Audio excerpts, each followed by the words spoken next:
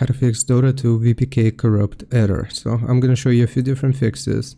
Go into your Steam, then open up your library, and here you just want to find Dota 2, right click, go to properties, and underneath launch options you want to type this -novid space -console space -dx11.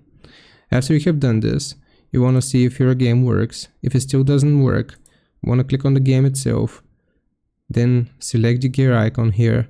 Again, we're going to open up the properties, go into installed files, and then you want to verify the integrity of the game files. This is just going to make sure that your installation is properly, done. So if that still doesn't work, the third method will be clicking on browse. Here you want to find your game. So find your Dota game, Windows 64, and you have the app here. Right click, then you want to go into properties, compatibility, and check these three options that I have already checked. Compatibility mode 4, disable full screen optimizations, and run this program as an administrator.